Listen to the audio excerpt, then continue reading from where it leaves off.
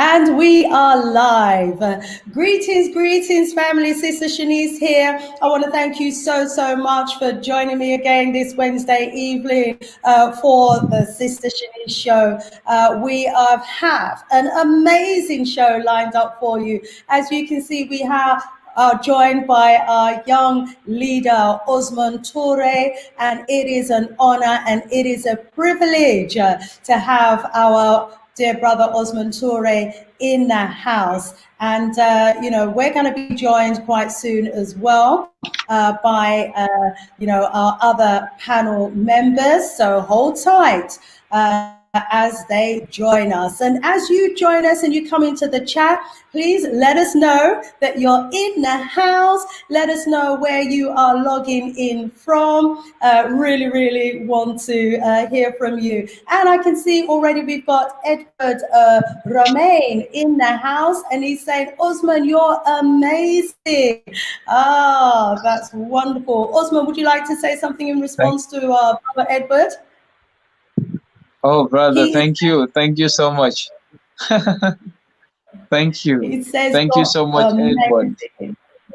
And you are a star. And I must absolutely agree. This young king is a star indeed. And it is certainly a privilege and an honor for me to have him in my company. And, for those of you who know young Osmond, you will know what our brother Edward is talking about. And, we have also been joined by Andrew, who is from my hometown in Peckham, in Peckham. Rise up yourself, brother Andrew. Me say, cool out there. Boy, achu. Me there in Gambia, as you know, and it hot out here. You see me, I'm a fan here. Me have to fan myself. It's so hot. Anyway, but I'm not going to make you jealous. But I do tell you all, left the coal England and come over to Africa. Enough work for we to do over here, yeah? And I can see we've got Sister Afri Jamo in the house, who's rising up, myself and our guest, Brother Osmond and yes, our Sister Jamo left out to the UK and they are Ghana. Rise up, Sister Afri Jamo. And she is a regular participant of the Sister Shanice show, and we value you and we value all of our participants. And we have Shepherd here saying shalom, and we have our brother Paul Grant in the house, and he's saying, yeah, it's very cold indeed. He's logging in from the UKKK. We pity you. Family, as you come in, please hit the like button. And, my understanding is that the more likes we get, the more we kind of get picked up on their algorithms, and then other people will be able to see our show. So please do hit that like button on the way in. So let us know where you are watching us from, which part of the world you're tuning in from. This is the show that keeps it real. This is the show that talks about issues that impact on us from an African-centered perspective. And, we always have such wonderful guests who come with some enlightening, and constructive information for you. Rise up, young Edward. He said, Osman for president of Gambia. I second that. He gets my vote as well. Yes. Sister Afri Jamo is saying it is hot in Ghana too. She said, me black sick to Ghana. Yeah, man. Rise up yourself, my sis. I am so happy for you. So we're just waiting for the family to join. People, as you come in, please also do give us a thumbs up and let us know where you are logged in from. We've got Edward. Oh, you're actually in the UKKK as well. Yeah, it's all going down in the UKKK, definitely. And Shepherd, he's locked in from Ghana, and he said, Missoul, London. He said, Ghana, me soon come. Rise up yourself, the Shepherd. And the best move that you're going to make. Yes, we have to tell it as it is and keep it real, indeed.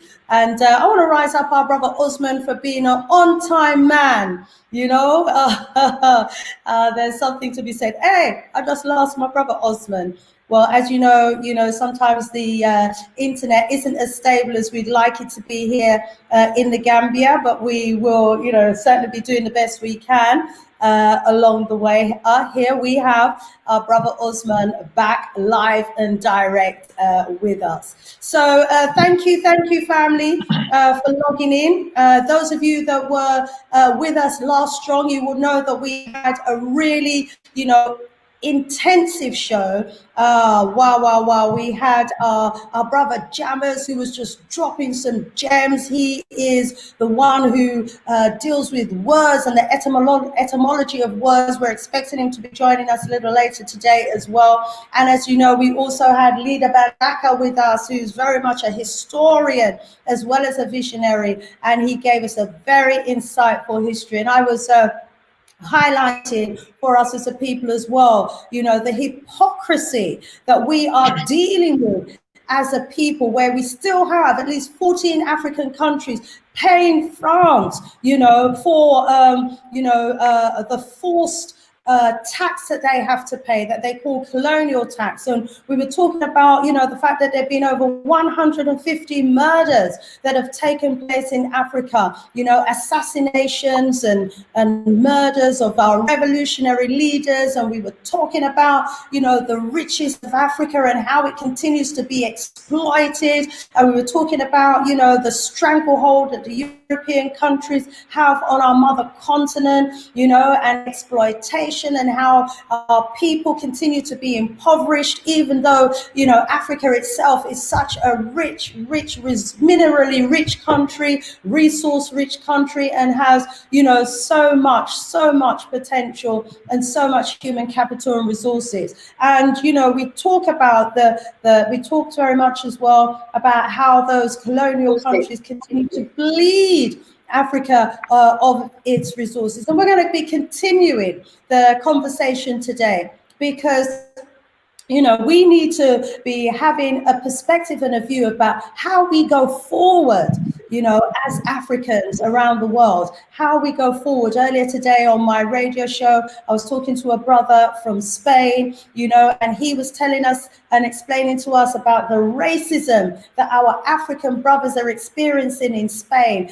And these are African brothers from all over the continent. And about 3,000 of our African brothers a year gets murdered by the police in Spain. We have, African brothers who were burned out, alive in a building, and nothing said, hardly anything said about it by the media. We have, so many incidences that we were being told about of racism and discrimination that's happening in Spain, and what we were saying is that we really need to come together as people. And we particularly need our African governments, to be getting involved. And of course, we as the people as well are going to have to become the governments, are going to have to take control of our situation. Okay, so was just giving time for the family to come in the house, and before I introduce our dear brother Osman, but I'm going to go over and introduce our brother today, because we have, another great show that's lined up for you. It's going to be a political discussion. I've touched on last strong, the role of our revolutionary freedom fighters, those who died fighting. We will never forget them. We are thankful for their sacrifices that they made, and we talked about, as I said, the continued colonial exploitation, and it's within that context that we want to continue our discussion today. And our brother Osmond Toure, a young man born in 1995 and has had his schooling here in the Gambia, and has also, had the opportunity to travel as well, and got enrolled after the University of the Gambia. He went on to study the development and studied development and graduated in 2019, and he holds a number of different certificates in development related areas, such as sustainable development goals, global health, and of recent, here it is, a postgraduate training certificate in leadership from the IINCA. Hey, look, where has that gone? From the IINCA think tank in Kigali, Rwanda. And I rise him up for that. Enough respect to him for that as well. And he is also a mentee of Professor PLO Lumumba, somebody who we have the utmost respect for during these times. And so he's a mentee of Professor PLO Lumumba from the Lumumba Foundation in Kenya. And our brother young Osmond, he has been in the list of the most outstanding students in all of the schools and set both moral and academic excellence. And aside from his schooling, he's participated in social works from his own community in Kiang, and he's served as a voluntary teacher in different schools, and he's currently serving as the program officer for Wings of Hope in the Gambia, which is a voluntary organization. Our young brother Osmond is also a member of his family business on transportation services, the MS Seka import and export, in which he coordinates the logistics of all the trucking service within the region. What a young brother indeed. Our brother Osman, we welcome you to the Sister Shanice Show. Welcome. Well, thank you so much. Thank you so much for that introduction. Basically, that is Osmond Toure, and I'm so glad to be here today, waiting to have a productive discussion. And to our dear audiences, I am so glad once again to be connected with brothers and sisters all around the world and to discuss African matters. Thank you. Thank you so much. And my young Osmond Toure, the young leader of today and tomorrow. As I said in your introduction, you are involved in so much as a young man. And, it's an outstanding resume for a young person to have. Not only are you studying, but you're working alongside your family in the family business, you're involved in voluntary activities, you're a mentee of Professor Lumumba. My brother, can you tell us what drives you and what makes you strive to want to take on all of what you have already taken on as a young person? Well, thank you so much for that brilliant question. And I came from one of the remotest villages in the Gambia, and basically coming from such setting, you grow up with challenges, you grow up seeing obstacles, you grow up seeing problems, and having good parents, having individuals that were really doing so many things in making sure that they shape us in the right direction, were actually doing their best in making sure that we get to the kind of success, let me put it in that way, or we are channeled in a way of education that is actually going to contribute to our community as a whole. So with all this, I have always been having one objective, and that is to make sure that I don't just talk about the solution, but be part of the solution in my community. So at first, my target is what can I do for my village back in Kiang? What can I do for my country?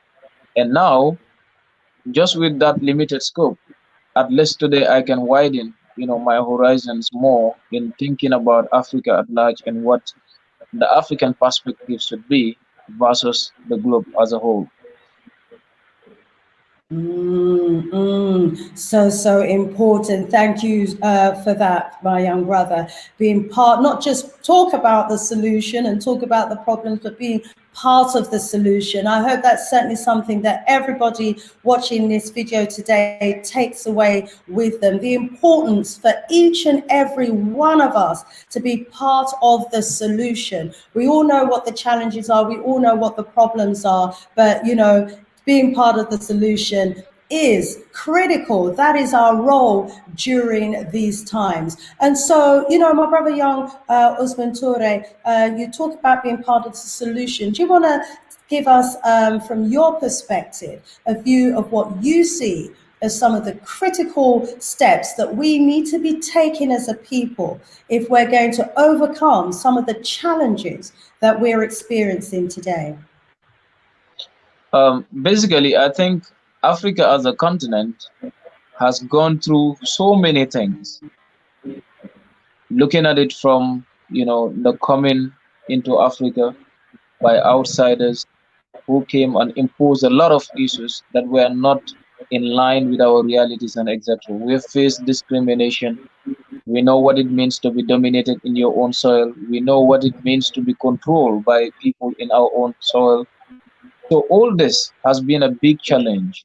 But the worst part of it is they do not just leave, but they created a disconnection. So I think in moving forward for Africa as a continent, one thing has to be very, very key, and that is the unification of the continent. And by this, I mean the unification of the people of Africa, not just necessarily Africa as a continent or people in Africa, but we equally have brothers and sisters that were forcefully taken away from the continent. And now a disconnection did occur from even our own brothers and sisters in the diaspora. Like you go to Europe, you see a disconnection between African descent in Europe and in America. And at the same time, it is the same thing that exists in Africa as a continent. But then if we want to move forward to table an agenda that is going to rescue this continent for the future, we all have to have a similar sense of direction. We all have to have a similar agenda in which we promote the African interest, and by that I mean Africa as a people. If that is done, then therefore we can attract all other forms of investment, all other forms of development, and then we can register the success that we have among the potentials among the people of African descent. When we look at it, for instance, today Africa is not shortage of experts in all fields. We have it. But the problem is there has not been that enabling environment that will attract individuals to come and stay within the continent and develop things within the context of the continental reality, and then to push the kind of development progress that we yearn for. So one is making sure that we reconnect, making sure that we are united as a people, making sure that we have that recognition and respect among ourselves. And another very, very important key is the education system in Africa was designed for a purpose. And the purpose of this education system wasn't to combat our societal realities. It wasn't to solve our societal problems, but they were designed for us to create a network and a base for external markets in Africa. By that, to ease their communication, and again to create markets within the African continent, and making sure that they can, kind of reduce our thinking abilities in making sure that we design things for ourselves, in making sure that we rely on ourselves for our survival. So if we want to move forward, after uniting, we need to look at what the education that is fit for purpose, an education that is going to produce the outcome that are desired by the people of the continent. And again, we need to make another focus on our political situation. There has been a lot of disturbance in Africa. There has been so many ideologies in Africa that Africans don't understand because they are not in the context of the African. Most of this came in because they are borrowed. Most of this came in by individuals who were just testing on whether these ideologies can work within a civilization framework or not. So in Africa, we do not get to have the time to say this is not in our own context, so we have to contextualize it. This is not in the reality of the African continent, so we can't embrace it. But we have deliberately embraced ideologies that doesn't work in the African continent. We have deliberately embraced ideologies that have caused another fraction, another disunity, another form of violence in the continent, where people fight one another as a result of ideological difference. So we have so many things that we need to focus on, and that can only be combated with a sound education system that is well equipped with skills, with knowledge, with expertise in terms of what? Getting people the right job, jobs that pays, but at the same time, that sense of that sense of having dignity in yourself, that sense of self-esteem, understanding that it is you as an African, and Africa should be your priority. These are some of the things that we really need to focus on in term if we want to move forward. And another thing is the economic side. It was Marcus Garvey who said, "Be black, think black, buy black." If we want to move forward, the continent must control its economy. Today, you can see Africans. Imagine just in 2018, 2019, China was able to call 54 African countries to go to China just to receive what? 160 billion US dollars.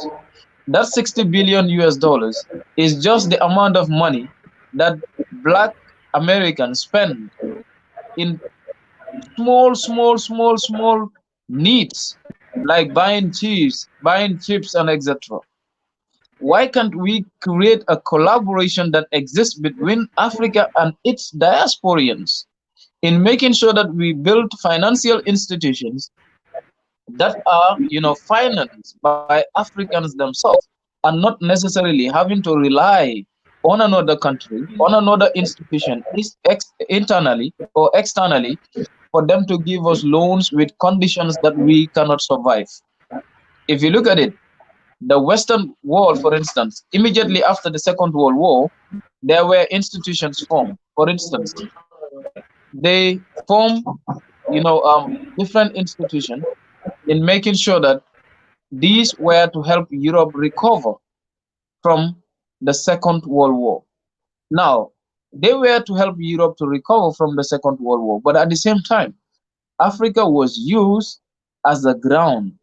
Africa was used as a base to make sure that our resources, our economy have been exploited, but then they were able to create resources, create market base, channel the raw materials in the continent to the outside world. And that has really affected the continent of Africa.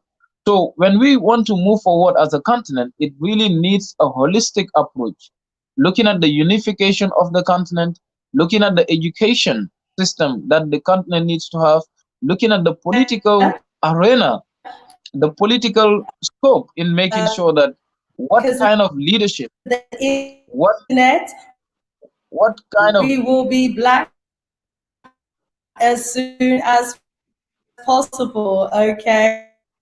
So I was picking up out some of your comments. We had calls from Africa that was saying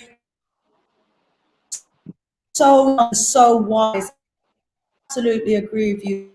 Skin deep say education is imperative for our young people. It is important teachers to be teaching them an African-centered curriculum as well. And brother looks as though there's a little bit of a delay with him returning, but I'm sure he will be back with us soon. And it's so important. Then there's no way that we're going to be, tomorrow's leaders who are going to be operating within the interests of our people. So our brother should be back with us soon. So all falling good.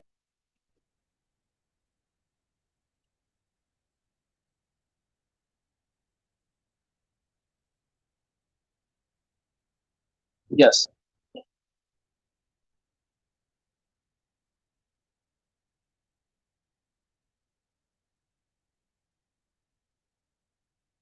So we kind of uh,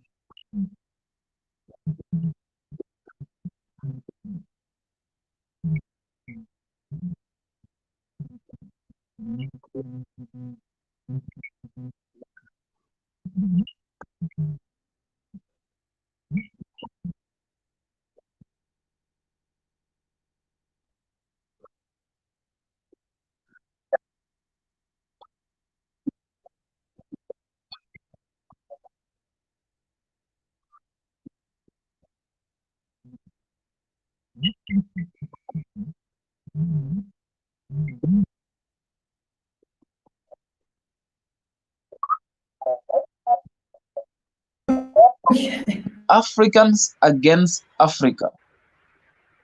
We have our Okay, own looks as people. though I'm back. Okay, I gather you lost me for a while, but Brother Osman, I gather you're still there and able to carry. Is that right?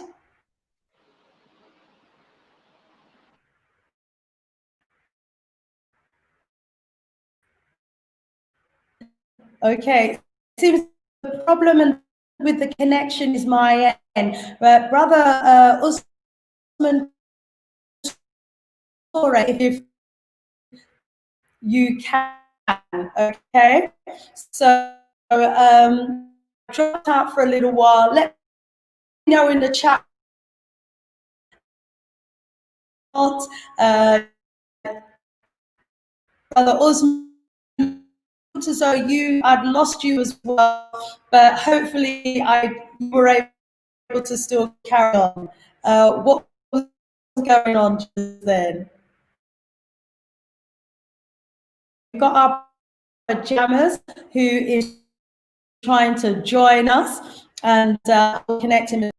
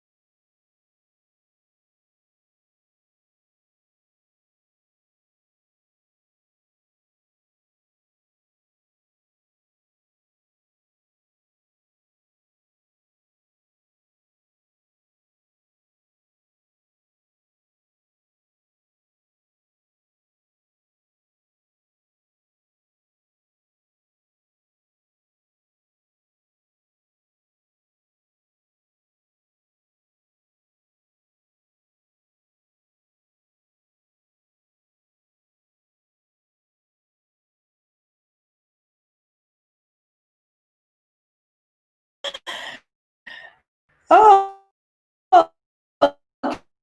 on internet, don't mess me around. We got a show to do. We got a young man leader who we want the family to hear from today. Let me try and swap back backstage. We'll add him, and as soon as Jam goes through as well, I would add him as well. I gather I'm making my apologies. I'm having internet problems, but please do hopefully family, as you was hearing from our young Osmond Toure, he was giving us his about the solutions are for our advancement as a people, and he put his finger firmly on education. You know, he said education is actually key to our progress and our development as a people, and also, you know, the coming together of us Africans globally, so important. He also touched on the amount of money that we spend frivolously, and you know, he was saying that if we were obviously to put that money to better use, to those funds together, basically it's equal to the amount the Chinese government, you know, is offering Africa at the moment. So I've got poor connection. I'm trying to get our guests back on, added to the screen. Jamming, but we can't actually see you. I'm not sure if people in the chat are able to see you. People in the chat, are you able to see our brother Jammers or our Osmond? I'm not able at the moment. So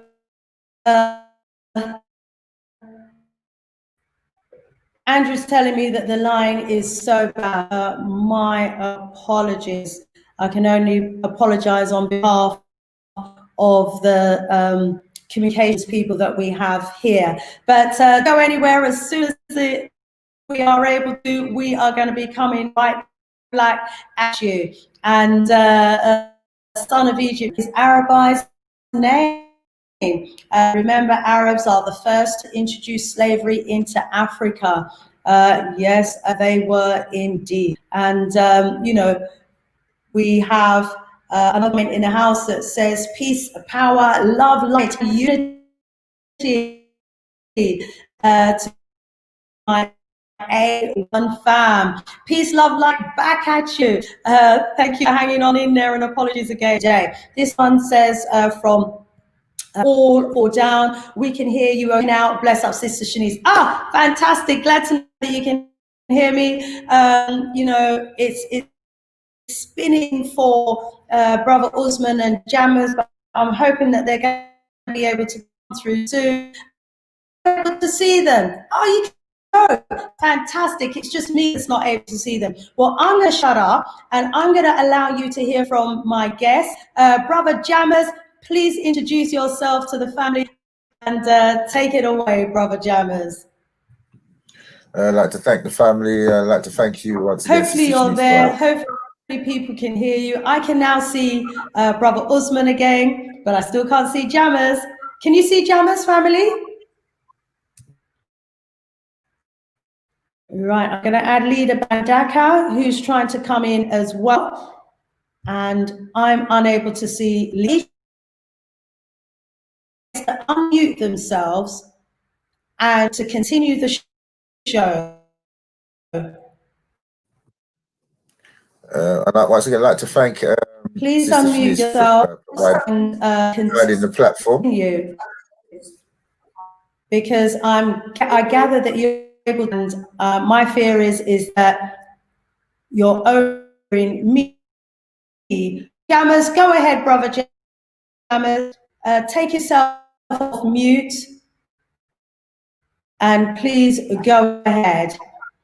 Jammers is a member of the Galaxy Afi. He is also a wordologist. He deals with the etymology of words. Brother Jammers, go ahead. Greetings, family. I'd like to thank you once again for providing this excellent platform for us to discuss these topics and hopefully move forward as a people. I'd like to thank the young brother. Of course, he's a future leader, and he touched on some serious issues that we need to look at critically, you know, for us to rise as a people. One thing is what's worrying the world powers is that the future is African. The future is African, and they know this. Africa's population will continue to grow faster than even Asia, which is currently the biggest regional driver of economic growth. Africa's population will account for more than half of which is 54% of the 2.4 global population growth in the coming decade. So Africa will be outgrowing every other country in the coming decades, and this is what the reality. The United Nations, so they're more concerned about the figures and than we are. That the United Nations predicts that between 2015 and 2050, Africa will add 1.3 Take billion it away, you know, do your thing. more than doubling. Please bring in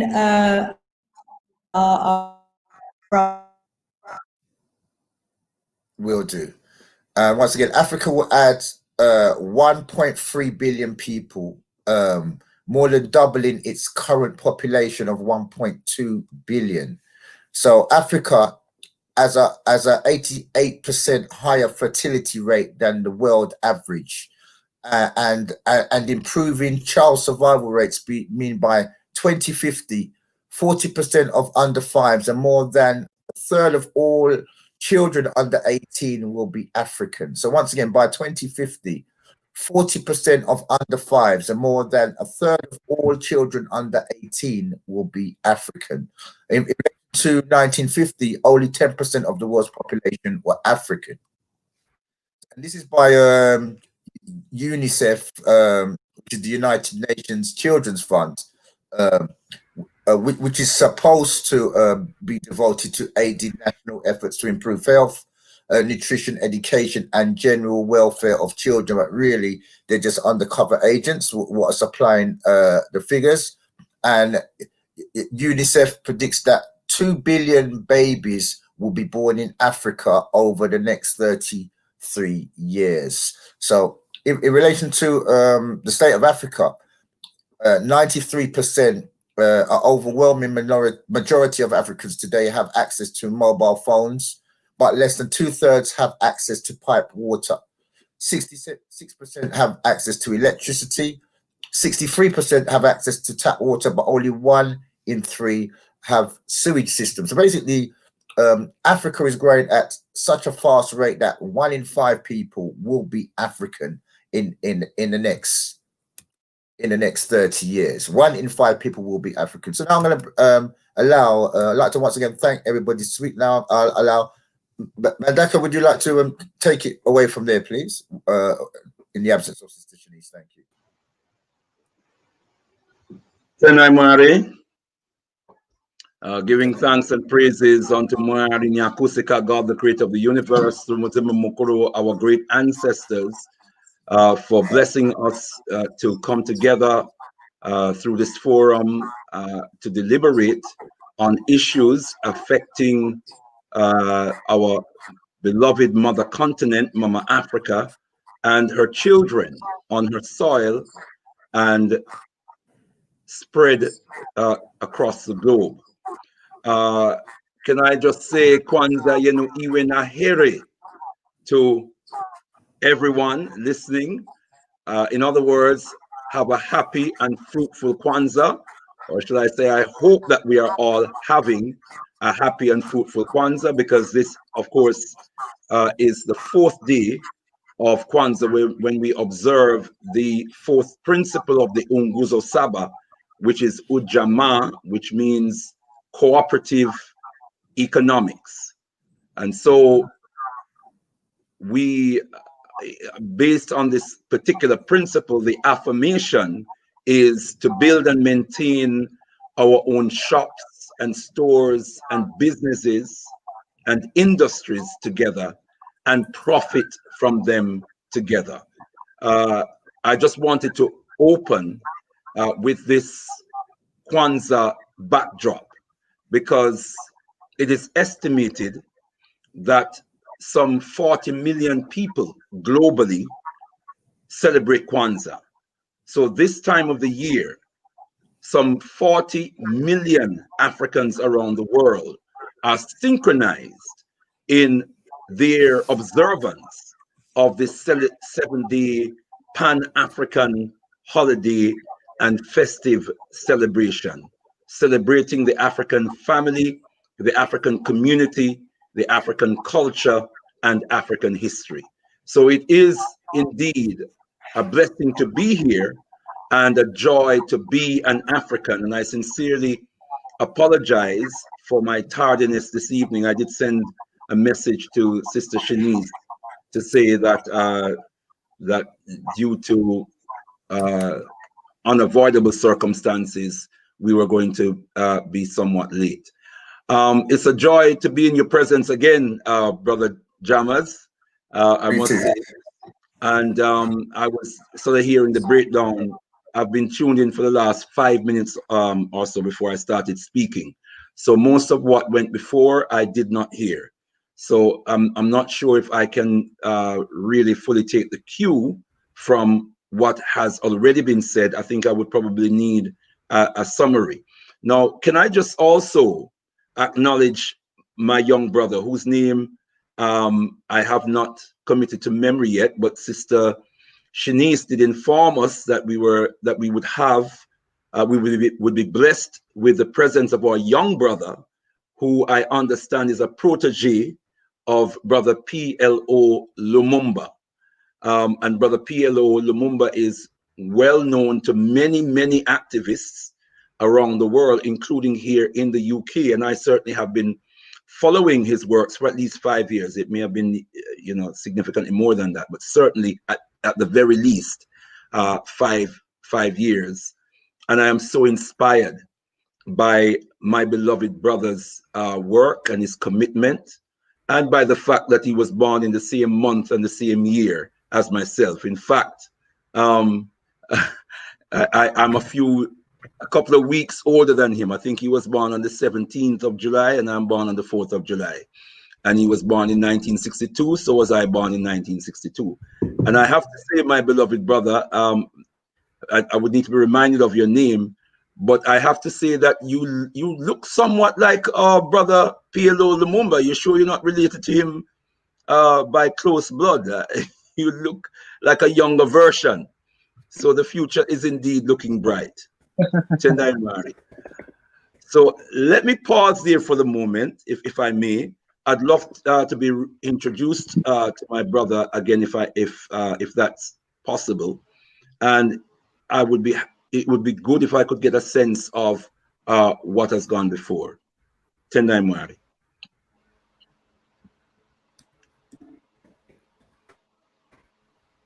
Is that okay? Can I pause for a moment? I think we're having a problem with Sister Shanice at the moment. So if you could continue till she can resume her transition, please. And then we'll allow the young brother to speak. Well, let me just ask my brother, my young brother, what is it? My name is Brother Leader Mbandaka. I'm the spiritual leader of the Al-Kebulan revivalist movement here in the UK, and we are a liberation movement that is based on an African-centered spiritual cultural philosophy called Al-Kebulan Liberty. Let me also emphasize that we follow the philosophy and works of the most eminent prophet and king, His Excellency Marcus Mosiah Garvey, and his queens, Queen Mama Amy Jakes, Queen Mama Amy Ashwood Garvey. And we also follow the works and the philosophy of His spirit and mission child, the eminent prophet and king, Papa Omowale Malcolm X. And we also hear his queen, Queen Mama Betty Shabazz. If I could just hear your name, my brother. Yes, my name is Osmond Toure, and I'm also from the Gambia. You're Osmond Toure from the Gambia, you said? Yes. Okay. And you are studying, am I correct? You're studying in Kenya at the moment? Yes, I'm right now. I am in the Gambia. So basically, I finished my BSc in development studies, and I'm going to Rwanda to do a master's degree. So I was in Rwanda at some point doing a course on the leadership with the inner think tank, and from there I was in Nairobi, Kenya, with P.L.O. Lumumba for a mentorship through the P.L.O. Lumumba Foundation. Mm-hmm. Yes. And that sounds awesome, my brother. If the work of our beloved brother P.L.O. Lumumba across the African continent is anything to go by, I am sure that experience that you're having is an awesome and inspiring experience and edifying experience.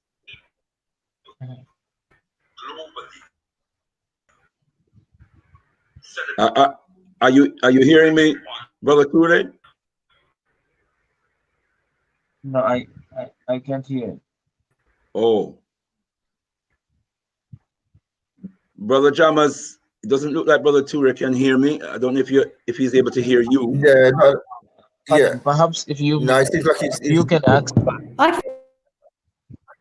think we've lost his connection at the moment. So can you please continue, Brother, till they can resume? In relation to Ndamari. Okay. Yeah, can you please continue till they resume? Thank you, brother. Okay, Tendai Mari. Well, as I said, this is indeed the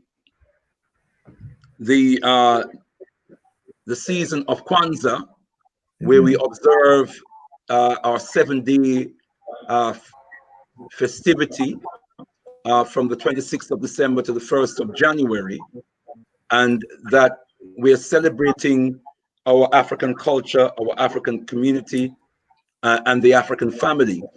And the principles that undergird this celebration is the Unguzo Saba, the 7 life principles: Umoja, unity; Kujichagulia, self-determination; Ujima, collective work and responsibility; Ujama, cooperative economics; Nia, purpose; Kuumba, creativity; and Imani, faith. And this celebration has been observed by African people since 1966, when the US organization, which is a cultural nationalist organization based in the United States of America, under the leadership and inspiration of Baba Maulana Karenga, observed that there was a key crisis in Black life, as they put it, and they called it the culture crisis. The culture crisis was a crisis of identity, a crisis of views, a crisis of African-centered views, and a crisis of African-centered values, a crisis of a clear African-centered worldview that was the result of hundreds of years of what we call now the Ma'af, hundreds of years of the invasion, the conquest, the enslavement, the colonization, neo-colonization, which is a new system of colonialism, which has Africans in the seat of government, but in the seat of government purely as puppets that are carrying out the dictates of our European enslavers, our European colonizers.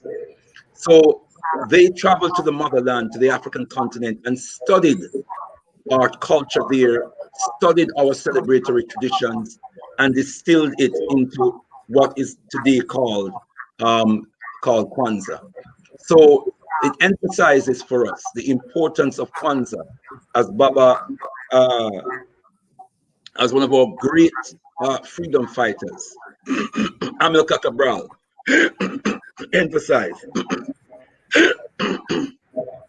that culture was the most important force in a people's liberation.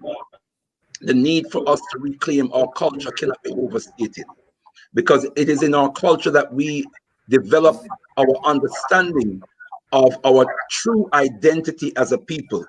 It is through our culture that we identify our own divinity as a people. We learn to see the creator, the supreme being, in our own image, and see our own image in the supreme being, the creator of the universe, so that we don't worship gods that look like our oppressors and worship gods that look like our enemies.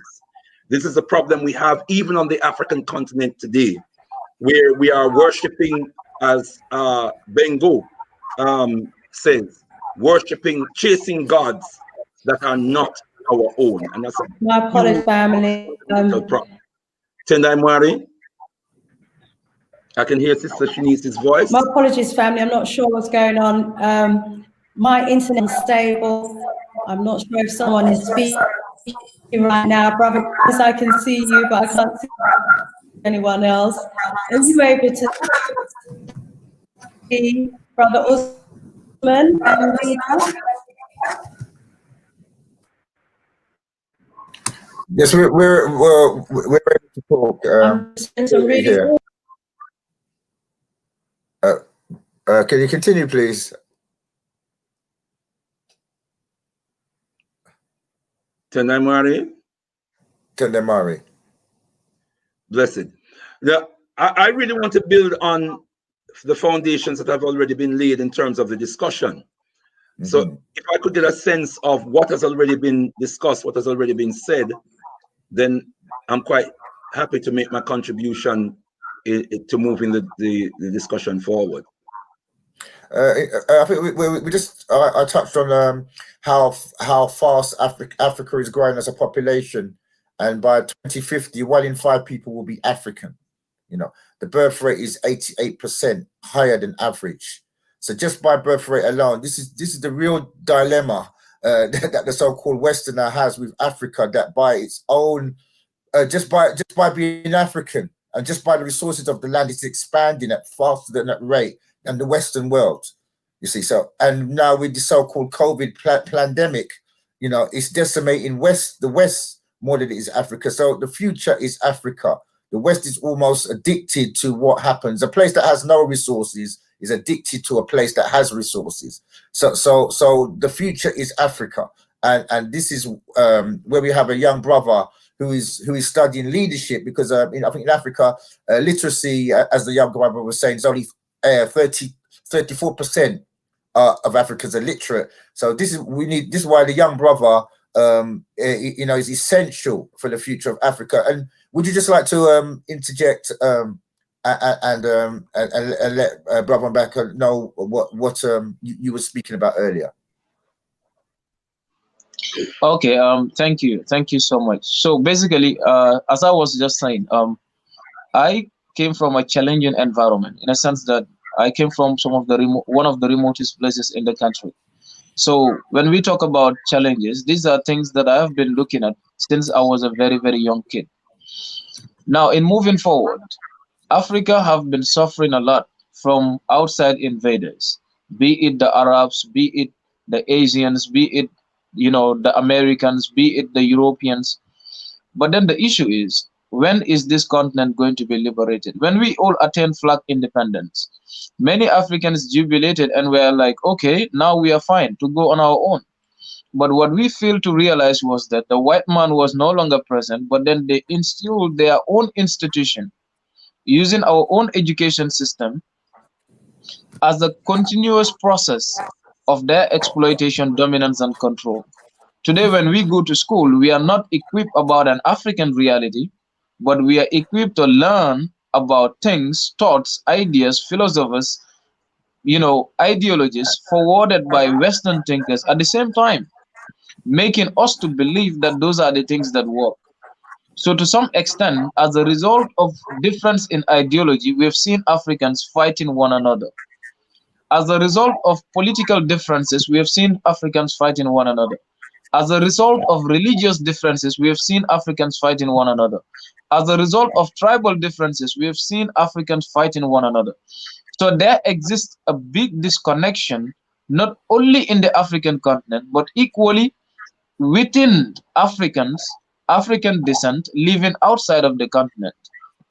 It happens in Europe, it happens in the US, and the same disconnection exists between us and our brothers and sisters in the diaspora. Now, in moving forward, I think when the African Union was to be formed, there was a spirit and an agenda that Nkrumah had, that Julius Nyerere had, Sekou Toure, and all these other individuals. And that was what? There was the need for Africa to come together, unite as a force, unite as a people, recognize each other, have a standing force that Africa is going to deal with the world as a continent and not as individual countries. But that have been packed and put somewhere very far by our present leaders. If you look at it, today the same African Union that were championed by these great individuals is today financed by European institution. It is today financed. Even the new building complex is built with the aid of Chinese. At the same time, more than 70% of its budget own it as an institution in the African society. Do they equally have what it takes to move the African agenda forward? And at the same time, let us look at it financially. After the Second World War, the Bretton Woods institutions were formed. With what objective? To help Europe regain or to recover from the destruction that occurred in the Second World War. But how were they to do this?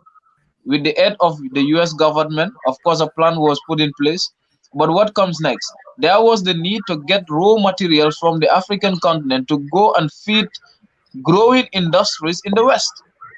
And that channel, that all these things have been put forward to the extent that today in the African continent, we do not control our resources.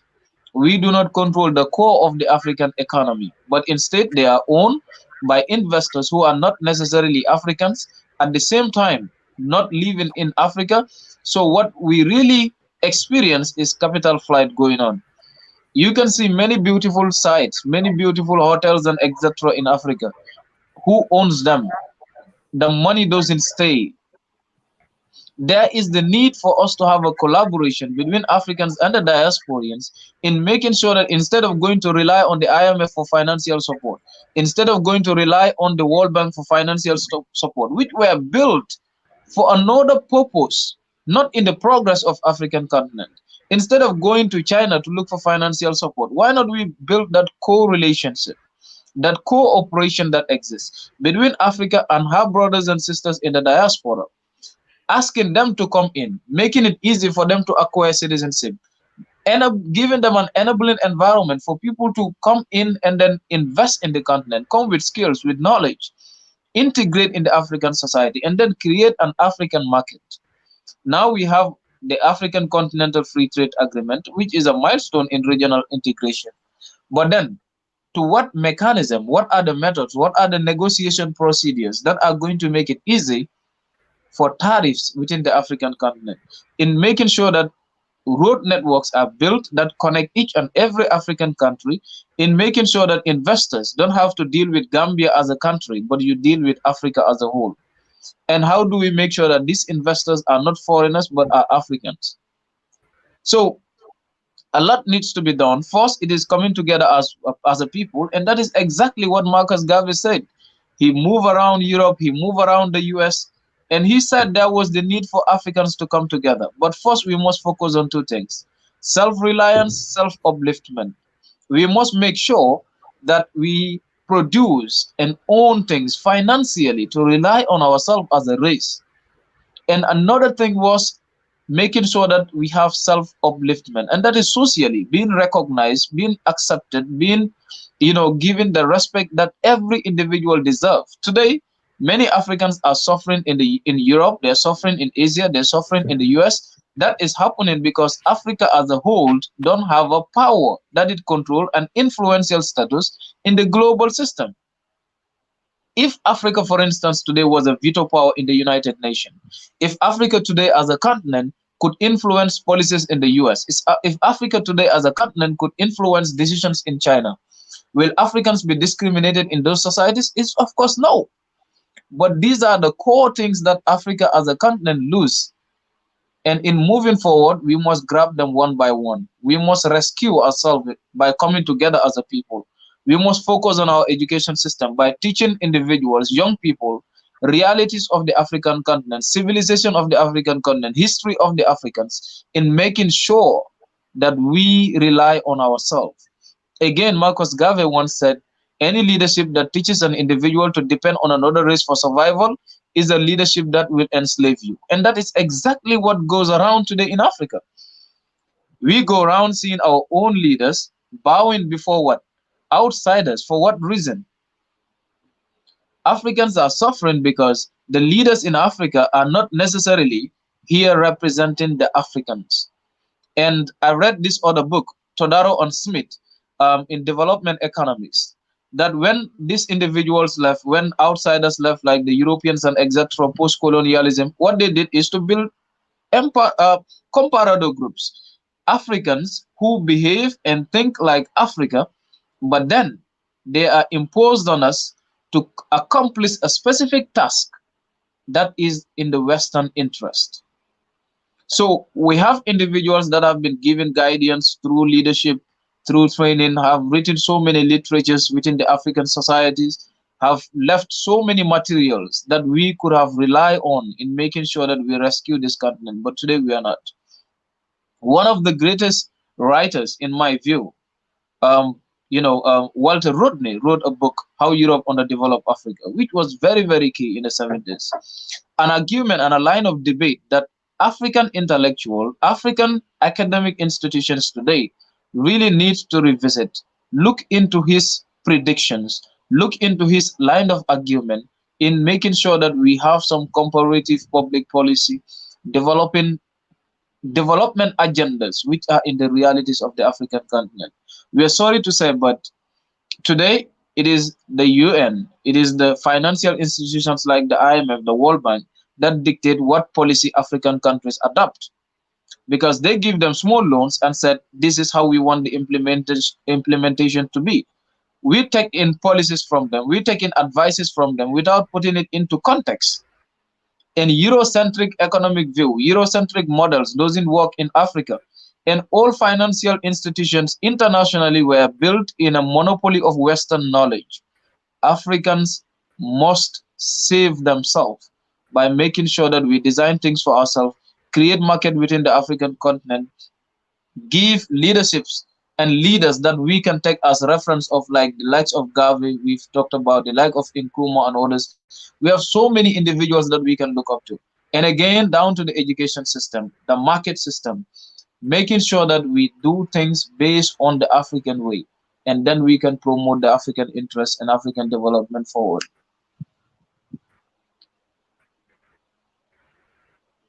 Osmond, Toure, that was absolutely brilliant. I hope people are taking out their notebooks and listening to you, young brother, because you know, if we have the future in your hands, then we have no problems. I'd just like to applaud you for that. That introduction there. So, brother, Bandaki, can you take on what the young general has put forward? Can you expand on that, please? Thank you. Tendai be thankful unto God. I'm just so full of joy and inspiration to hear a young blood, breaking down such a powerful analysis of the realities and the challenges that face us as African people, and bringing the historical perspective that he has brought. And I have to say, to know that this young man, this young brother, this young son, is actually living on the continent, born, raised, and living on the continent, gives us hope, because I should imagine that there are other young people like himself who are growing into this consciousness, this African consciousness, this African-centered consciousness, which is so vitally important for the future of Africans and Africa and Africans worldwide. So I'm really, really moved. I have to say, I'm really moved. I'm really touched, and I just feel a great sense of hope for our future. I think the theme that underlines what our brother has shared with us so far can be summed up in a word: indigenization. I think what our brother is saying to us, our young brother, our son, is saying to us, is that Africa's institutions must be indigenized. Its education must be indigenized. Its economics must be indigenized. Its politics must be indigenized. Its spirituality, or if you will, religion, must be indigenized. And by indigenized, what I mean is it must be Africanized, that everything must be grounded in an indigenous African-centered perspective, so that our education must promote an African worldview. It must be born out of an African worldview. And it must have a clear objective to conscientize and empower African young people to think African and to have the will to work, to live, to fight, and if necessary, die for the liberation of Africa and African people worldwide. That's an African-centered education. That's what an African-centered education would do. It would be steeped in an African worldview, or an African-centered worldview, where Africa and its people is at the core of the curriculum.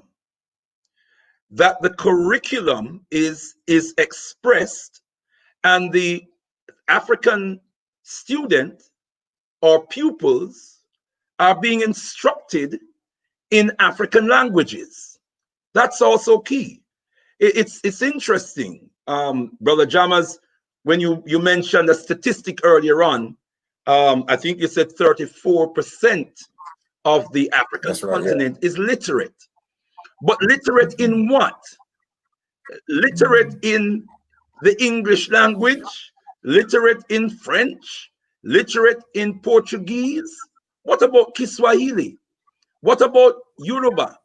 What about Wolof, Akan, the Zulu, some of the major languages across the African continent?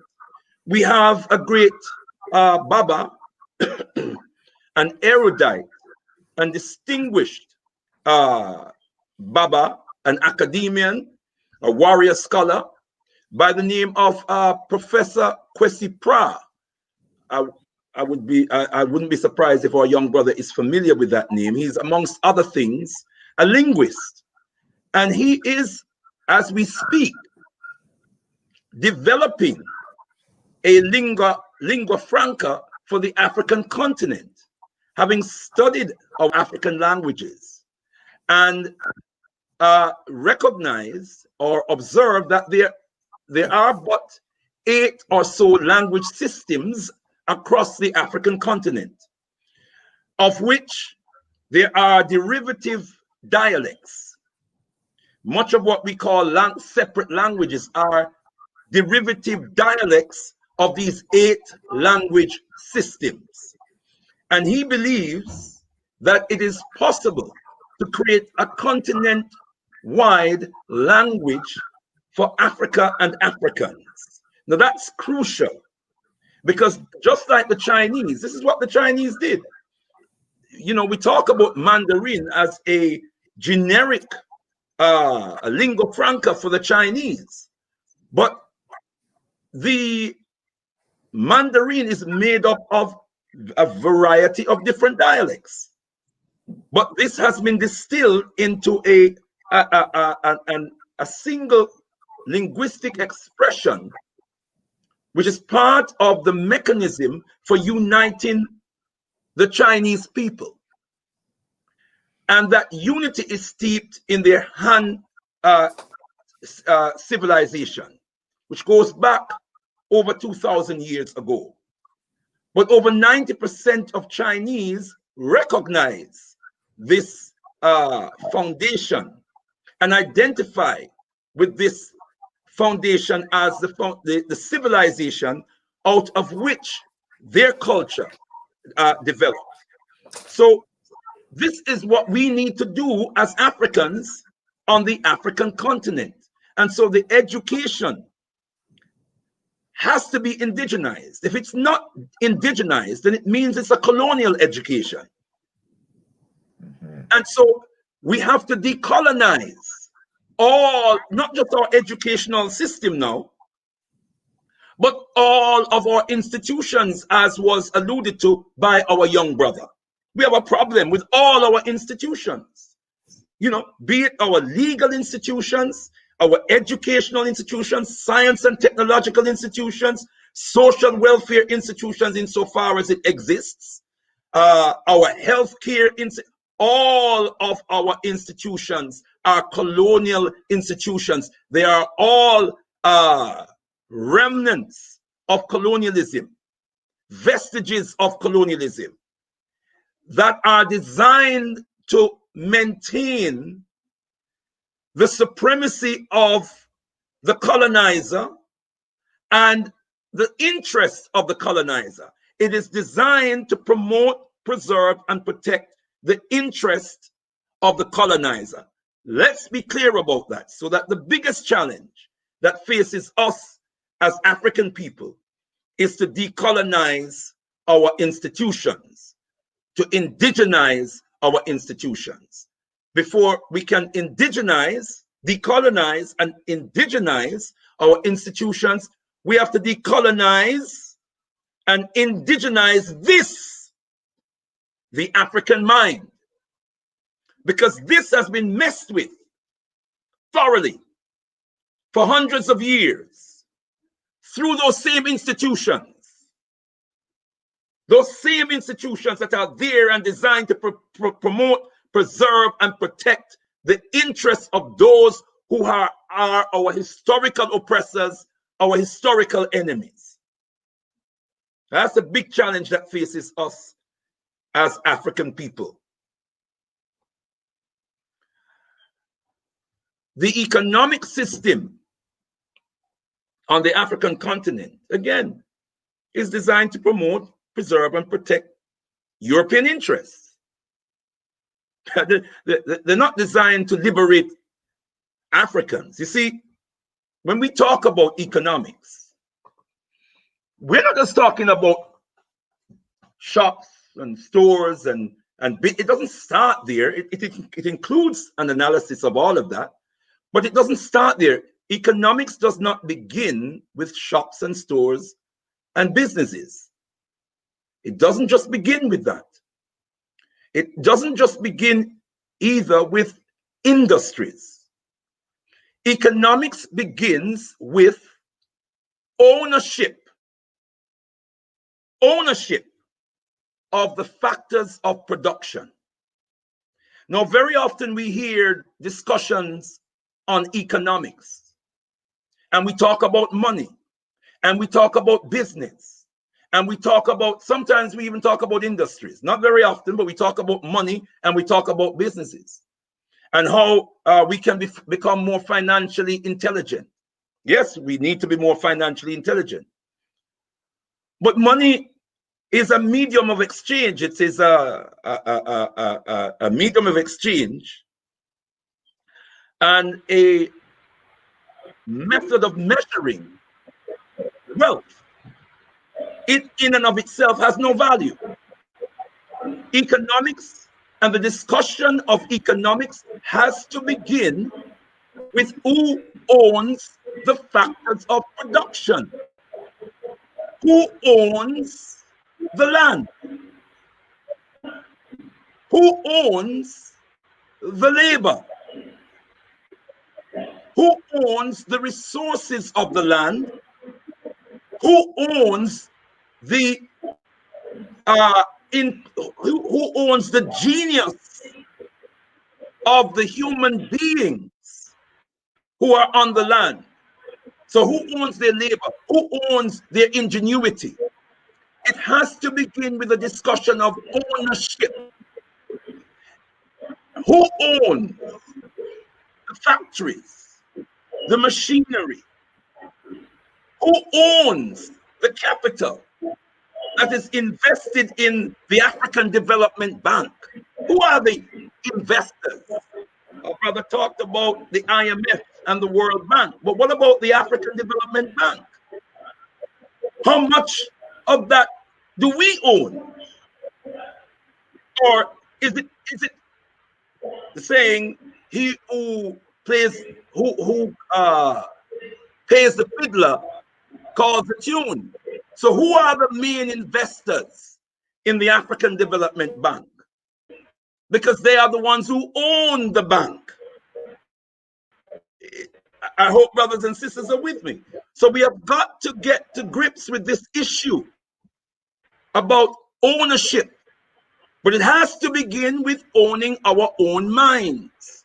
We have to understand the nature of the history that we have been through, and that our minds have been tampered with and have been messed with to the point that we cannot take it for granted that the way we think, the way we process our ideas and our ideals are indigenous and therefore in the interest of ourselves, our people. We cannot take it for granted that we are thinking the way Africans are supposed to think.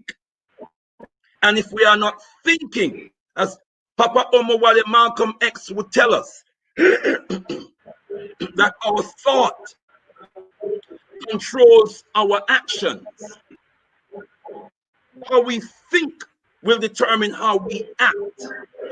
So if we can't think as Africans, we cannot act as Africans. And if we cannot act as Africans, we will not act in our own interest. Let me say very quickly.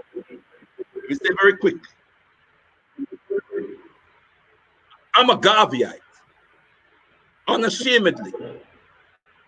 That's why I had a big smile on my face when Brother Toure, when you quoted Papa Garvey 2 or 3 times. You know, I love you even more, son, because you raised up the spirit, you invoked the spirit of the most eminent prophet and king, His Excellency Marcus Messiah Garvey, in this discussion this evening. And I'm excited that a young African from the Gambia has read Papa Garvey and is inspired by Papa Garvey and can quote accurately from the philosophy and opinions of the most eminent prophet and king, His Excellency Marcus Messiah. You've inspired me this evening, let me tell you. You have touched me deeply this evening in so many ways. But Papa Garvey, his philosophy, there are 4 pillars. Other sources will give you a different kind of analysis, but I'm giving you 4 pillars of Garvey very quickly. I'm glad to see Sister Shanice back. I'm letting go. I'm letting it back to you, Sister Shanice, very quickly. 1 is race first. Papa Garvey says, in a world of wolves, one should go armed. And the most powerful defensive weapon within the reach of African people is the practice of race first. In all parts of the world, he says, put your race first, like all other races do. That's why the Chinese are so powerful. Because the Chinese put the Chinese race first. The Chinese teach the children that the Chinese are the creme de la creme of humanity. Look at the Chinese people, how they walk the world. They walk the world as if they own it. And they certainly intend to do so. This is why they are hell-bent on controlling Africa, because whoever controls Africa rules the world. China is determined that she is going to rule the world. When America ruled the world, America now rules the world. America is in control of Africa. When Britain controlled Africa, Britain ruled the world. China is determined to rule the world, and so China is moving to take control of Africa, because whoever controls Africa rules the world, a fundamental principle of global geopolitics. Everybody else knows that of the African. Papa Garvey knew this. Papa, the Osage for Kwame Nkrumah knew this. And that's why he set out to transform Africa into a superpower within 1 generation. He was inspired by Papa Garvey. He said it himself. Of all the books he read, nothing drive or fired his enthusiasm in his words more than when he read Philosophy and Opinions of Marcus Messiah Garvey. So let me just add very quickly. Race first. Self-reliance. Self-reliance is the second pillar of Garveyism. And Papa Garvey tells us power is the only argument that satisfies man. Except the individual, the nation, the race has power that is exclusive. That individual, nation, or race will be bound by the will of others who possess these great qualifications. The African must get power, power of every kind, power in science, power in education, power in politics, power in industry, power in higher government. That kind of power that will stand out so that other races and nations will see, if not feel. His concept of self-reliance is based upon the acquisition and ownership of power. That's what's lacking. And power begins with the mind. Papa Garvey says, emancipate yourselves from mental slavery, for none but ourselves can free our mind. And then the other two rise up. Nationhood, building of an African nation, the preservation. Don't know if you can hear me. Yes, I can hear you, my sister. Let me just a sentence just to crown my comments. Nationhood. One. And the fourth principle, the fourth pillar is African spiritual orthodoxy. If we have time, I'll be happy to illuminate on those two latter principles. Tatenda, wonderful to hear you and to see you, Sister Shanice. I'm ready.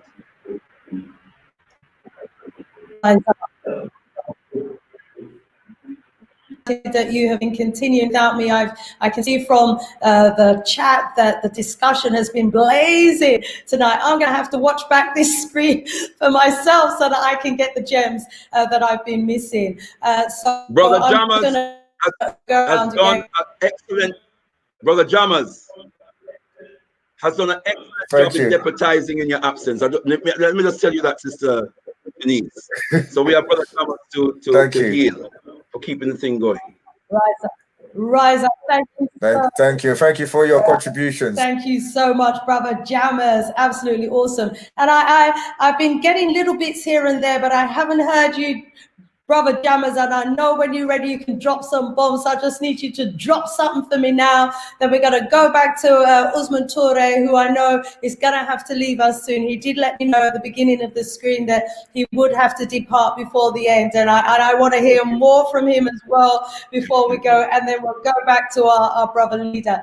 Brother Jammers, please just drop some gems based on what you've been hearing so far in the discussion today. Well, I like to listen to both of the other brothers myself more, but I'm going to be brief because we need to hear this young leader speak. Well, one of the first things of what Brian Becker was saying, we have to challenge the very laws that they've imposed on us. The laws that they've imposed on us is based on code of law. Code means to get together, cooperate, collaborate, co-pilot. So there's a code in the word code. So code means to get together, and then the second sound in the word code is D, which means to bring down, decline, deduce, deduct. So in the very word code is what they've conspired against us. They made a code of law. So they've got together, collaborated to bring us down by creating codes of law. Look at the word law backwards. You see, they've gone into got together. Discovery means cover this. Yeah. Picnic, see, pick and nick. How scenic means to see a nick. So they've created a code of words that they've used to come into us, take our things. Look at the word law backwards. You see the word wall. So they've created a code that they've come in together with the code. Taken everything, that's why it's called criminal justice for the criminals, and put a wall for us to stop us from getting back what they've taken from us. All law is based on perception and value. Their perception and value that they try to impose on us with the very ink, because they say the pen is mightier than the sword, but they've used the ink to make us think. Look at the word think, you see the word ink in it. Pen is the Latin word for a holding device. You hold pigs in a pen, and it's also a device for punishment, penitentiary. penalty. So by the very ink, they've made us think, and from the incline, we've been inclined by the incline to get the inclination, and we incur punishment from the very ink that they've made us think. That's why they're writing a sentence, because we're sentenced, and then our brain is held in a cell. So we have to excel and challenge the law, because all law is a belief system. And as the young brother says, and as Bandaka said, a tree without roots still only be leaves. The root is the journey we have to take to get back to our roots. Thank you. Brother Osmond Toure, I want to give you prime time now. So could you just take it? Rise up, brother jammers, as always. Absolutely, absolutely. And, you know, I'm just going to bow and see some fire going up, and I haven't even heard much from you myself. But I hope from what panel, Brother Osmond Toure, please, over to you. Yeah, thank you so much. Thank you so much. I really feel inspired to be in the midst of parents, in the midst of fathers that can actually give such a guidance in line with the Pan-African agenda and the Pan-African spirit. Thank you so much. Thank you so much. So lastly, I just want to say this. As you know, our father just made mention when it comes to the language issue. A few days ago, I was in Dakar, Senegal, and I spoke with this individual. Then he asked me, Usman, imagine if the whole world was speaking Wolof, what will business be in this part of the region? So I understood that it is very, very core for individuals to speak a language that actually entails and depict their reality, their tradition, their history, and their civilization. And again, one of the former Amir and a former central bank manager of Nigeria, the Sanusi, once said something which was very, very core. Why is it possible for a Chinese to become a doctor without being able to speak English or French, but not possible for an African? A Nigerian cannot become a doctor without speaking any of these languages. A Gambian cannot become a doctor without speaking any of these languages. So that tells you that something is wrong with our education system, and especially they have created a gap between elites in the African continent and solving the societal realities. Today, most of the individuals that we look at as so-called educated people are the same people that distance themselves from solving the realities on the ground. That if I am enrolled in a university, then I graduate with good results, what will I do next? Is to go and look for a master's degree in another prestigious university in the world. From there, what will I do? I will go and pursue a PhD and then work for who? A foreign government, an international organization that will use me as an instrument to exploit my own people. Because already in the education system, we have been programmed in a way that we come back and add to the suffering of the people in Africa without being aware of it. So in Asia, for instance, you look at the Japanese, post-World War, what they did is they were able to send their people to the outside world to go and learn, but they were accompanied with patriotism. They were accompanied with education that depicts the Japanese reality. The same thing is done by the Chinese, and that is why wherever they are today, they can go home, they can channel a business back home. And this is the thing that we missed in Africa. And again, we come to realize that language is very, very important. Chinese, for instance, in their recent relation with Africa, first it was channeled through the China-Africa Think Tank Forum, in which they have promoted research and documents within Africa, collaboration with Chinese in making sure that they know the data. Africa is the only continent that sells its data outside of it. And that is why they can determine what good we consume and what can come to our market at any time. So that is another thing that we need to focus on. Chinese have now built academic institution called the Confucius Center in almost all the universities in Africa. What is the purpose of it? Making sure that there exists a collaboration in research, in academia, finding out what we need as a continent, and then instead of us producing it in Africa, they produce it and send it to us. China's economy have gone through an evolution. First, they have looked into import substitution. They've done some promotion in terms of local investment and local industry. They've also looked into making sure that they have a competitiveness in their trade system. And this just happened once they joined the World Trade Organization. Today, they do not just only dominate trade in in Asia, but you see their products in Africa, you see their products in Europe, you see their products everywhere. And one of the African academics, Samir Amin, once said, Africa needs to link itself from this institution, from the Western powers, in order to build it. Chinese revolution could be seen as a revolution that has so many negative in it. Many people were killed.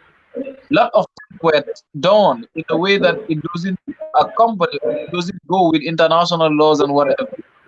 But today, they have moved because they link themselves, build their economy, and now they determine what the world feeds on. So we have to focus on these things because Africa controls the resources. Africa feeds the world whether we know it or not. And Asian countries, European countries, they're never going to survive in the absence of Africa. But do we know this? That is the big question. We must make sure that we build in industries, we build in factories that add value to the resources in the African continent. Then we can know what Africa keeps in the stock market. But if this doesn't exist, and at the same time, our data in Africa is sold to the outside world, the Europeans are pumping in products, the Asians are pumping products, the Americans are pumping products in the African continent. When do we build an economy for Africa? And lastly, just before I conclude, because part of this debate was to look into some of the political leaders that has a similar vision of Pan-Africanism, well power, and then have vision for this continent, but down the line they were killed. We have seen the likes of Patrick Lumumba, good leader, had vision for his country, stand up for his people, but did not make it for a long time. Why? Because Westerners had used Africans against their own visionary leaders. The same thing have been done to many other African leaders. But this whole thing trickled down to the sense of love, patriotism, understanding one's interest.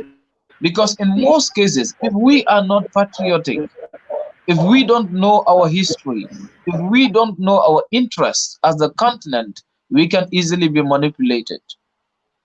So we have to make sure that we know leaders that are going to adhere to the African value, the African realities. We are tired of seeing our leaders bowing before white people, bowing before Chinese, bowing before Arabs. This doesn't pay dividend. This doesn't save the continent. We can continue to rely on this. We are talking about artificial intelligence. We are talking about the third industrial revolution, whatever. But there are changes occurring in which many jobs are going to be lost in the near future. What is Africa's preparation towards that? What is Africa's preparation towards the global economy? So many things has to be done. We have to focus on a lot of things in making sure that we move ahead. But it is a holistic approach. We have to come together, reconnect between our brothers and sisters in the diaspora, connect as Africans, recognizing each other as brothers, recognizing each other as a people and as a race first. These languages doesn't matter. These boundaries, these countries, it doesn't matter. These were just, a program that was forwarded by Westerners, cut in value, divide the continent as a cake, and now tells us that this is Usman, you belong to the Gambia and you are only a Gambian, you are no longer a Senegalese. You are no longer related to the Senegalese because we have a demarcation in between the two countries. Who determines that? Who determines that I should be a Gambian or I should be a Senegalese? A white man in Berlin? That doesn't make sense. We must understand this as a people. And then we start raising awareness among ourselves, making sure that the African mind is decolonized, making sure that our education system is decolonized, making sure that the models of development that we adopt as a continent is decolonized and not a Eurocentric view of looking at things, looking at perspectives and etc. We can really do it. We just have to rely on ourselves more. I am so grateful to be here. I feel so honored to be in the midst of, our brothers and our sisters reconnecting from the diaspora and members of the panel. I'm just grateful. So thank you so much for having me, Sister Tanis. So I look forward to seeing you once again before I leave. Thank you. Thank you so much, Osmond Toure. The little that I've heard from you, it's been an absolute privilege and an absolute honor to have had you as part of this panel. From the comments that I've been seeing in the chat, you have been so appreciated by our audience. Our audience, just big up our young Osmond Toure. We need to encourage him. We need to support him in any way that we can. My brother, keep doing the great works and inspiring other young people as you go. I mean, with the head that you have on your shoulders, with your vision and your outlook for Africa. If we had, an army of young Osmond Toures, Africa would be a new Africa sooner rather than later. And the good news is that Africa is rising. It's just that they control the narrative and they're not letting us know, the great strides that we're making, and the fact that we can see the plans of the Europeans, see the plans of the Chinese, and therefore we're in a position, to counteract them. But yes, we as Africans, we've got to come together globally. We've got to change our mindset through education. We've got to take control of all of our wealth, our minerals, our resources, and our countries. And we are the ones who are going to have to start determining our own agenda for ourselves. And with young ones coming up behind us like Osmond Toure, hey, Africa is going to see us. Thank you. Hey, thank you so much. Thank you.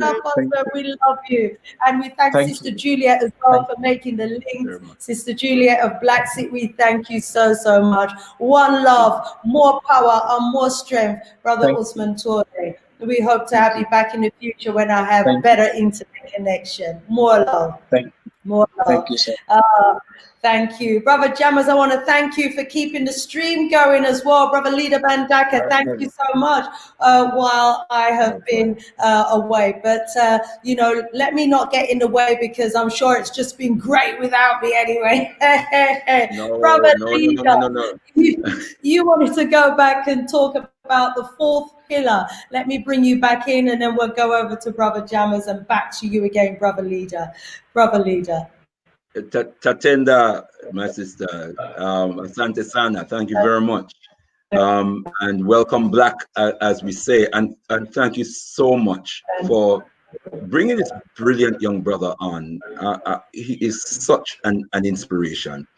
And I trust that, and I'm sure this won't be the last time that we'll see him on your show, sister, your program, sister Shanice. And I'm going to be bold enough to ask that when you have him on again, to see if you can create a little space for me. I'll be so happy to sit alongside that young brother again. I'm just so inspired by him. Tendai Mwari. In terms of the pillars of Garveyism, I outlined 4 pillars. Yes. Race first, self-reliance, and the third pillar is nationhood. Nationhood. And nationhood is about the need for us as Africans, wherever we are, as Papa Garvey urges us, wherever we are, we must organize ourselves as a nation of people.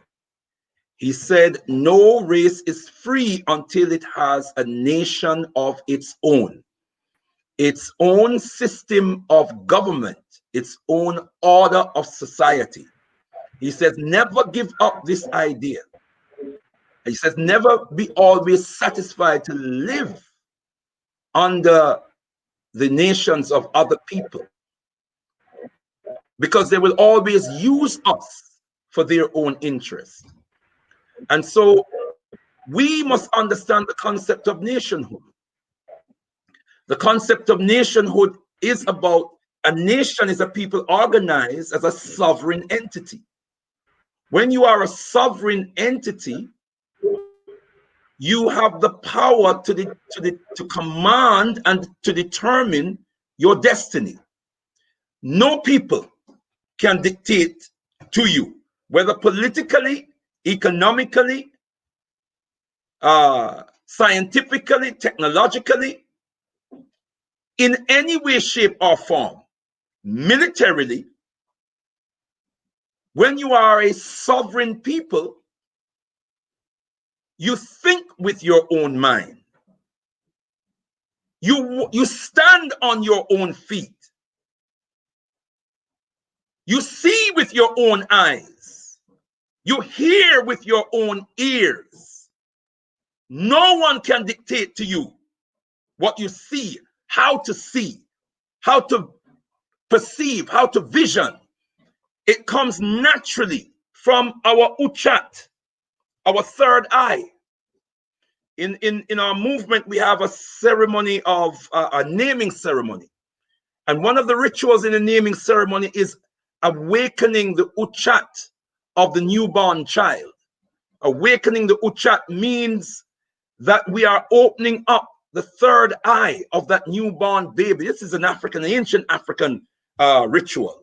You're opening up the third eye, and you're opening up that third eye to receive the energies and the wisdom of its culture, of its people, of its spirit, of the spirituality of its people. This is fundamentally important. The capacity, the ability to think as Africans. We say freedom begins with the freeing of the mind and soul. Because, and it's important to understand this, because the nationhood begins in the mind. It is first a mindset. The people must have the mental orientation towards nationhood. This is why you find that the Chinese people, Indian people, wherever they go in the world, they build a replica of their own nation, undergirded by their own culture and their own indigenous culture and their own indigenous religion. Because nationhood begins in the mind. It is a state of mind. And then you make that manifest in how you organize, how you live as a people, wherever you go, how you organize yourself around the principles of your indigenous nation. So you'll find in different parts of Britain, you will find little nations of Indians, little nations of Chinese, little nations of Jewish people, because the mindset demands of them to organize wherever they go a system of government and an order of society steeped in their own culture and their own religion. That's what Papa Garvey, that's the black print that Papa Garvey gave us. And then there is the fourth pillar. That was the third one, nationhood.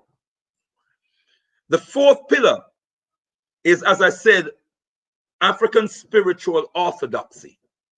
African spiritual orthodoxy. Practicing a spiritual order. Some of us say religion. Use that word if you will. But it will be a spiritual order that is based upon seeing yourself, seeing the image of the creator in yourself and seeing your image in the creator.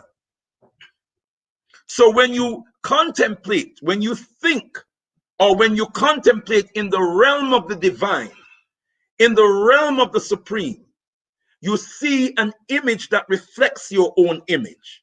Only an African-centered spiritual order can give us that. And Papa Garvey taught us that we must see God in ourselves. Papa Garvey says, if the white man has the ideal of a white God, let him worship his God as he desires. If the yellow man's God is of his race, let him worship his God as he sees fit. He says, the God of Isaac, the God of Abraham, let him exist for the race who believes in the God of Isaac and the God of Abraham. We believe in the God of Ethiopia. Papa Garvey's words. Those days, Ethiopia referred to the African continent. Where we call Ethiopia today was called Abyssinia.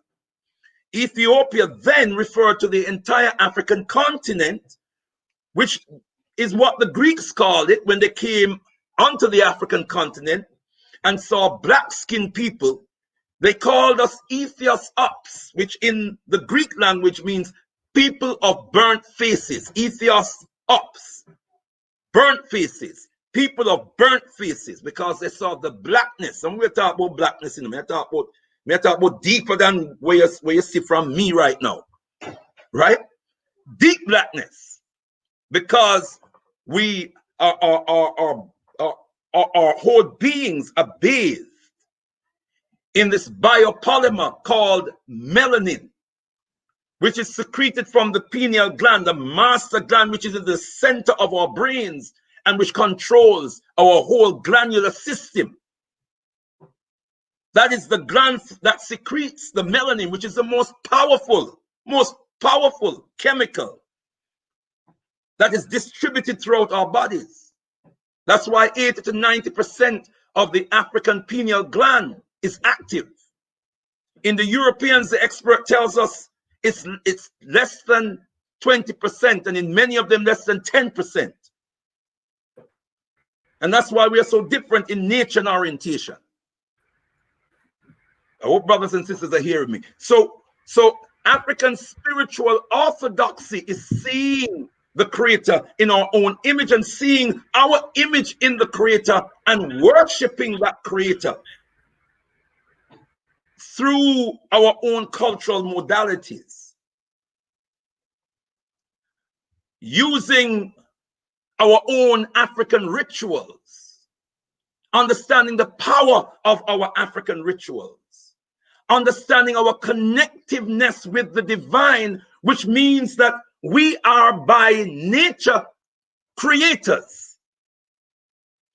Just as we talk about Mwari Nyakusika, which in the Shona language of Zimbabwe means God the creator. That is the nature, the fundamental nature of the divine. Being a creator, that out of its own creative ingenuity, the creator brings a universe into being. We are instilled with that power of creativeness, of creativity.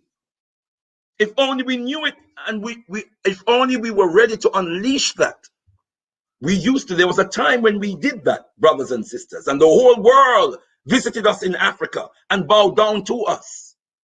The whole world welcomed us in their domain so that we could raise their culture to a much higher level, raise the civilizations up to a much higher level. That has been our role throughout history. See, our beloved sister Shanice is back. Tenai Mwari. So I've done the third and fourth pillars, beloved sisters. So you can guide us from here. Give thanks and praises. Tenai Mwari.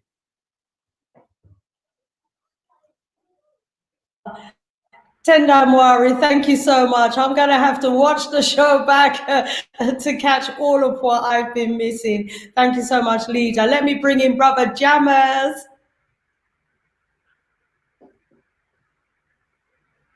That's it. Well, You're on mute, my brother. can you hear me now? I'd just like to commend. Yes, I can hear you now. Listening to what was just been said now, because this is key to us into constructing, and what the young brother said, into constructing who we are. You know, I just want to go back to what I said earlier. In relation up here, that all revolution is by the young. By the young revolting against the old order. So when we have young stars like Osmond here, you know, our future is in good hands. The future is going to be African. 1 in 5 people will be African by 2050. Africa will account for more than half of the global population in the coming decades. So Africa is going to take over just by fertility alone, because by fertility, Africa is 88% higher than the world average. So our young queens are taking over Africa just by population. And there will be 2 million babies will be born in Africa over the next 33 years. More than a third of all children under 18 will be African. So this is what nature is doing in relation to correcting the order. Everything, as science says, everything goes back to its original state. And the original state, as Brother Madaka said, we were the rulers of the planet. We have to become, we are the carers of the planet, and the planet, we represent the planet in our very nature, our design, our memory, our intelligence. We have an affinity to the planet. And in what the young brother said as well, you know, a key element, he said that, you know, we've been separated by the very words of who we really are. You know, the Zimbabweans been from the Ghanaian just by the very words that the European attached to us. They've stopped us seeing that we are one people by giving us division. Instead of having vision, we've got division, where we're seeing ourselves away from each other just by the location of the planet that we're on. And the division has been created for one reason, to take away every sound that comes out of the Westerner's mouth is designed to take away land. They call it land because they wasn't there in the first place. So that's why they landed there, because we are the owners. When they land from somewhere where they weren't in the first place, these are the real aliens. These are the legal aliens, because they call us illegal aliens. So they must be the legal aliens. Alien in Latin means a foreigner who comes and takes somebody else's things as their own and doesn't give any credit back. You know, so basically when they land on somewhere because they had to land because they wasn't there in the first place, what do they build? A foundation, because they found it. So this every sound that comes out the Westerner's mouth is based on land. It's called literacy. Literacy, the word lit in Latin means quarrel. This is where you get the word litigation from. So the word literacy, once again, lit means quarrel. Literacy is the Latin word for terrain, which is land. So every word that comes out a Westerner's mouth is a quarrel over land. Their whole philosophy of rhetoric was designed to take land. Every sound that they make. So this is why we have to really be aware. Every time they speak with this teething device called teeth, they've come to teeth us of our land. So once again, they have military. Once again, military comes from terrain. Mil means when you go around land. Then you have the next thing that you have again is all about they call it terrorism. Artist means you love art. You know, fantasist means you love fantasy. Terrorist means you love land. So terrorist is a trick word to make us move away from what we already have it, and we already have the fruitful, the most resourceful place on the planet. All war is fought over raw materials. Look at the word war. When you reverse the word war, you see the word raw. So all war is fought over raw materials. Africa is the resource center for everywhere else on the planet. So this is what we have to know as Africans. We have to know that we are the owners. We are the owners of the land, and the land depends on us. The real battle is disease against nature.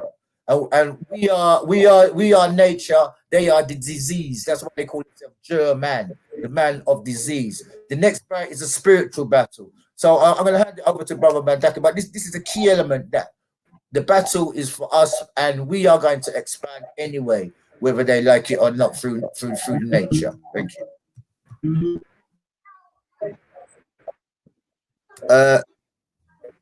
Brother Mandaka, I think Sister Shanice is having a difficult again. So can you continue? Rise up, Brother Jammers. Thank you so much as always.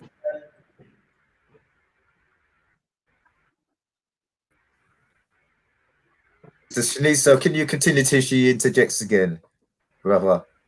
Okay, Tenai Mari, I get the impression she's trying to connect. Well, with my internet connection, is Brother Leader coming? Yes, I'm happy to. I heard you dropping stems there. Leader is talking. My apologies, talking on top. I can't hear him. We are 6 minutes away from the top of the hour.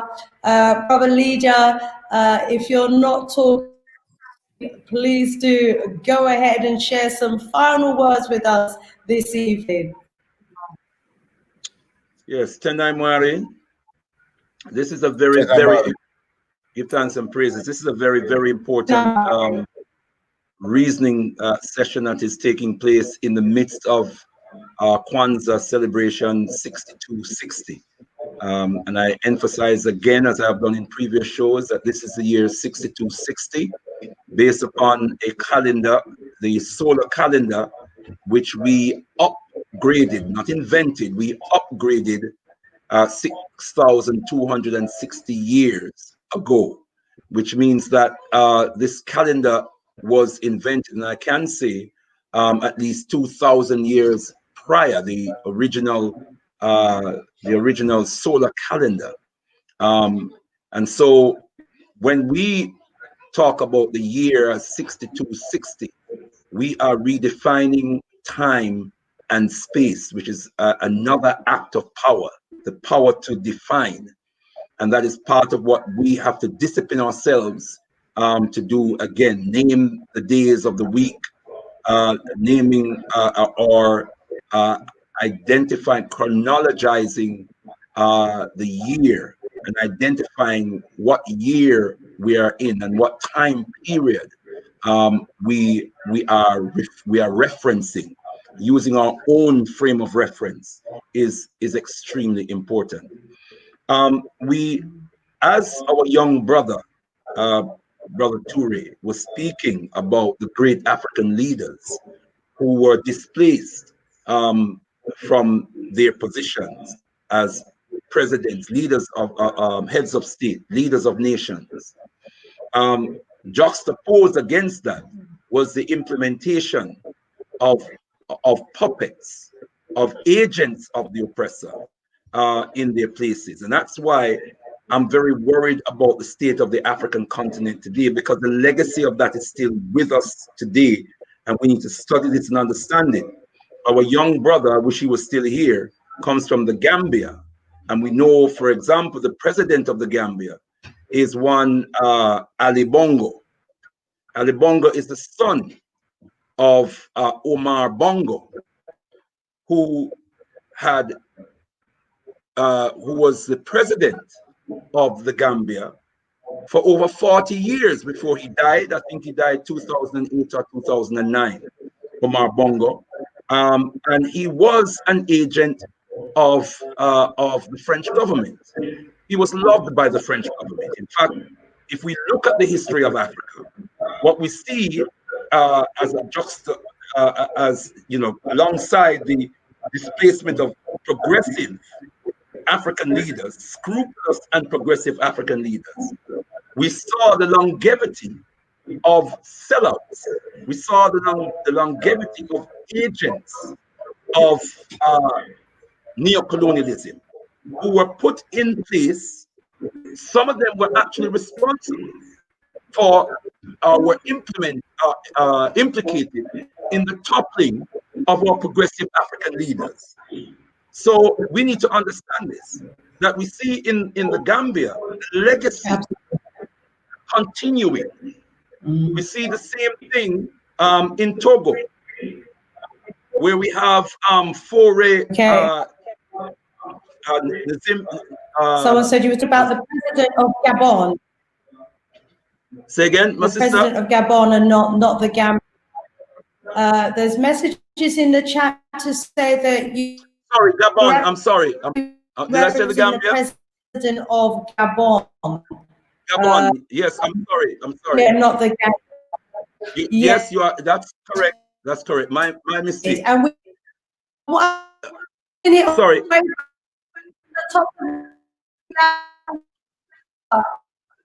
So we're going to have to return.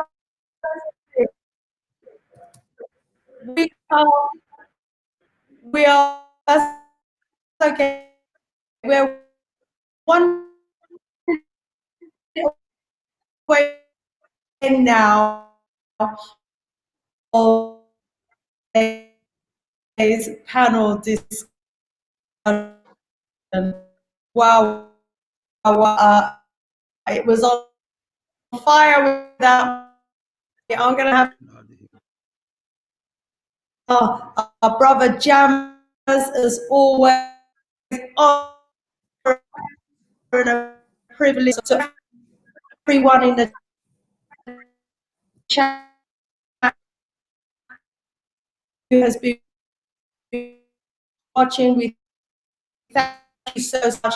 Please do give us a like before you sign out. Or just